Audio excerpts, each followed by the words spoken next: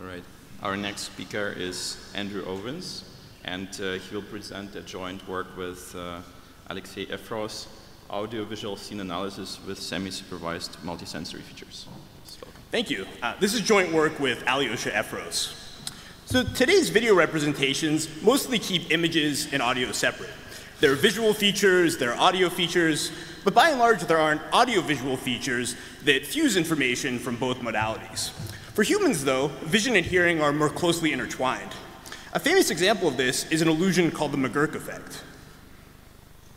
Ba, ba, ba, ba, ba. So it's just a video of a guy saying ba, ba, ba, ba, ba, ba, ba. So in the second video, we probably heard him saying fa with an F. In fact, though, both videos have exactly the same audio. The only difference is the motion of his lips. The only thing, and so this suggests that we've learned a correspondence between images and sounds, and also that we might be fusing sight and sound at a relatively early stage. So taking inspiration from this, is there some way we could learn fused audiovisual features? The way we propose to do this is by training a model to find correspondences between actions in audio and visual streams of a video. For example, in a complicated scene like this, we might want to learn an association between the motion of a knife and a chopping sound, or the sound of speech and moving lips.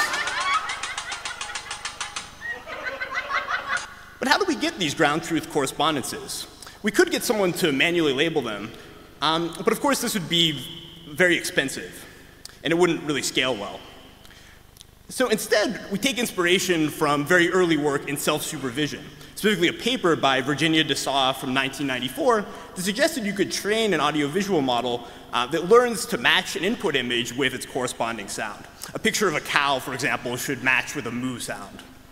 Inspired by this, we'll train a visual representation for video, audiovisual representation for video, using self-supervision. Specifically, we'll propose to train a model to distinguish between real audiovisual pairs like this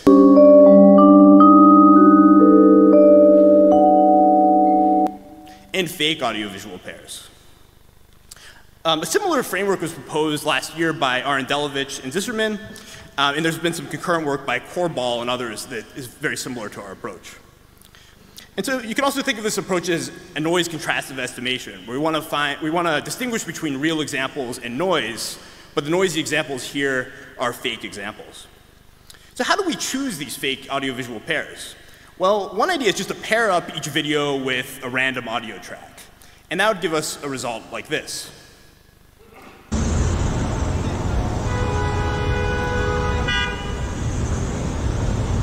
But there's something kind of unsatisfying about this as a way of learning about video representations. And the problem is that it's too easy. It doesn't really require us to know anything about motion or actions. So is there some way we could get harder negatives where you would need to learn about motion? Or what if instead of pairing a video with a random audio track, we took its real audio track and just shifted it by a few seconds?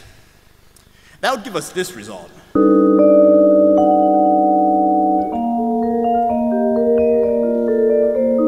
So this seems better because it preserves the semantics. And so the model will have to analyze the motion and the onset of the different audio events, and it'll have to decide whether they co-occur. So just to summarize, the game we're playing here is we're going to train a model to distinguish between real and fake examples, where the fake examples are time shifted. And in doing so, we hope that we'll learn good features. To do this, we use 3D video CNN that uses early fusion so that it might be easier to learn low-level correlations between the two different streams. In more detail, our model is a 3D ResNet 18 that fuses the audio and visual layers streams at the conv2 layer. It also uses the raw waveform in full frame rate video. There's no spectrogram or optical flow. And we trained this model on about 750,000 videos from AudioSet using 4-second clips and relatively large shifts of the audio between 2 and 6 seconds. The model gets about 60% accuracy on its self-supervised learning task. So what does the network learn? Well, since this is just a standard binary classification problem, we can use standard visualization methods to see what it's attending to. For this, we use the class activation map method of Zhao and others. And this amounts to essentially applying the classifier to each space-time patch of the video independently and seeing which ones are most in sync or out of sync with the audio. If we run this model on the test set and rank order the results, the vast majority of the top responses are to speech and open mouths. And this makes sense because lip motion and speech are very tightly correlated, and also just faces appear a lot in these data sets. So what about videos that don't have speech? To study this, we ran our model on action categories from the kinetics data set. For example, here's the result of dribbling a basketball.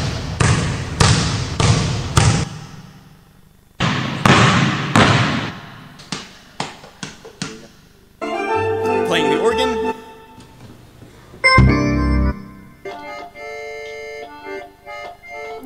Chopping wood. You can see it ignores the waves in the background.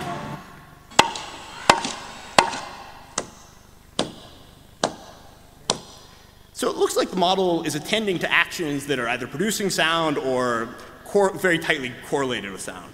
So as an application, we can use our method as a way to visualize the location of sound sources. Of course, this is a topic that has a long history, including some classic papers that use statistical methods to find visual regions that are correlated in some way with sound. There are also two very recent papers, including a very nice one here at ECV by Arendelovic and Zisterman, that uses a similar attention-based approach. So if we're using this for sound localization, what happens if there are multiple sources in a scene? Teach me Moby Dick. You can see here that the attention will vary depending on who's speaking or whose lips are moving. And it's also somewhat robust to camera motions. Yeah, okay, this is going to be great. But of course, this is also just a heuristic, and when there's a lot of salient motion, it'll just attend to that. Great, you're going to love it. So now that we've learned this network, is there a way we can just treat it as a general audio-visual feature set and apply it to other problems? To study this, we fine-tuned our network to do action recognition with vision and sound. We found that on the UCF 101 data set, our features were significantly better than initializing with random weights, models that fine-tune with only the visual stream, and also models that were self-supervised with random pairs instead of shifting. There's still a gap, though, between our method and methods that use large labeled action data sets, because this isn't a semantic task, and these tasks are more closely related to the action recognition task. So what about tasks that are more multimodal? To study this, we used our features for source separation. Consider a video where there are two people speaking.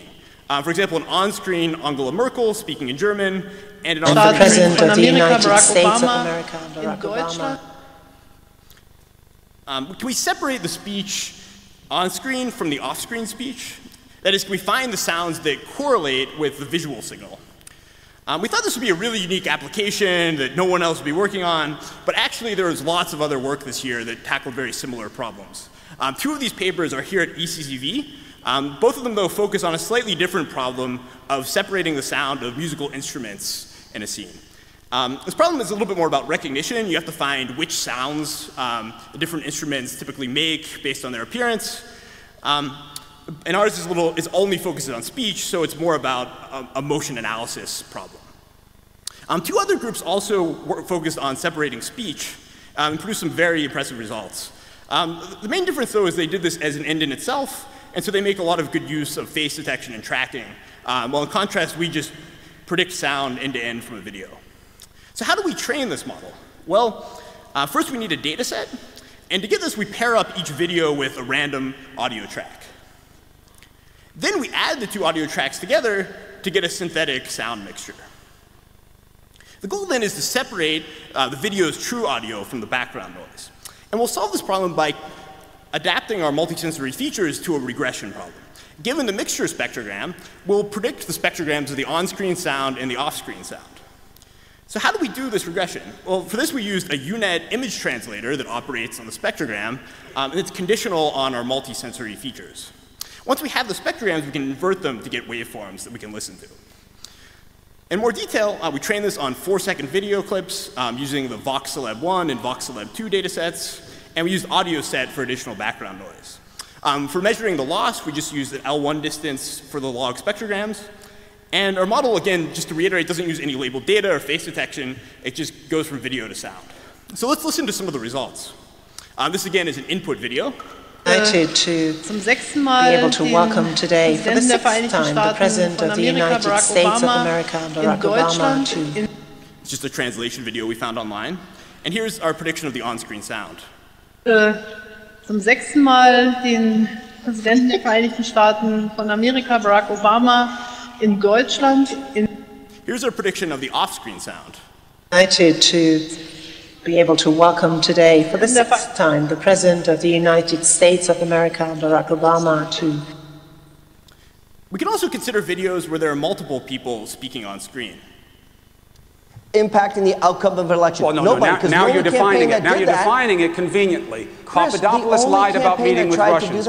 Flynn lied about meeting with Russians. Sessions had to go back to Congress because he wasn't right about meeting with Russians. Who knows what happens with Roger Stone? Don Jr. took the meeting. So, of course, if we pass this video to our model, it would return basically the same sound. I mean, both speakers are on screen. Impacting the outcome of an election. Well, now you're defining it. Now you're defining it. But if instead we masked one of the two speakers, we hear only the other speaker. Nope. Now you're defining it. Now you're defining it conveniently. Papadopoulos lied about meeting with Russians. Flynn lied about meeting with Russians. Sessions had to go back to Congress because he wasn't right about meeting with Russians. Who knows what happens with Roger Stone? Don Jr. took the meeting. We can also mask the other speaker.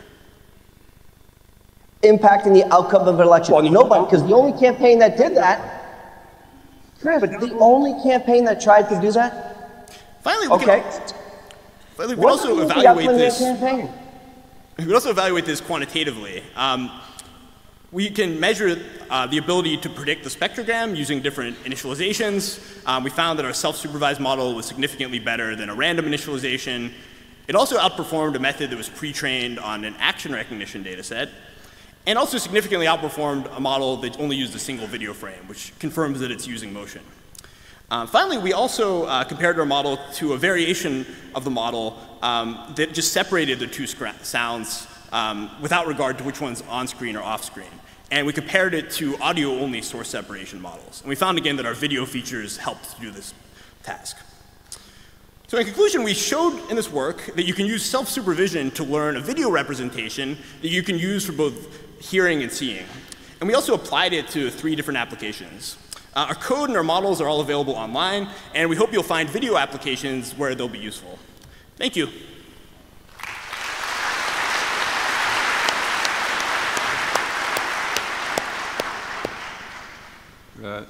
Thank you, Andrew, for a very interesting talk. Are there any questions? All right, then I'll ask a question. So do you feel the approach you proposed is already mature enough for, let's say, recognizing speech of people in the crowd? If there's a crowd, is there only one person talking?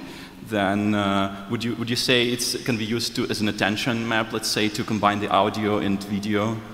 Yeah, so the question is how robust the model is to very complicated scenes with many speakers. I think for the source separation task, since it wasn't trained with large crowds and lots of babble background noise, it might be a slightly unusual domain, but I think that if it were adapted to that, it might be more successful. I think that the motion analysis, the sound source localization, since it is mostly seen during training, like individual speakers, it might also get confused with many speakers, but we have seen some cases where it picks out the one speaker who's speaking and ignores the ones that just aren't moving at all. Right, because you only showed example with 2 people, right? If I increase number of people, how robust would that be? Oh, right. So you mean for the source separation? Yeah, so we haven't tried that, but I'd imagine that it would maybe it would probably generalize somewhat to that case, because I think it's mostly just seeing how correlated the on-screen sound is with the pixels and ignoring the things that aren't correlated. Right. So it doesn't necessarily need to model all 3 speakers. It can just see that these sounds aren't matching the on-screen, the person whose mouth is moving. Right. Thank you very much. Thank you. Very much for a great talk.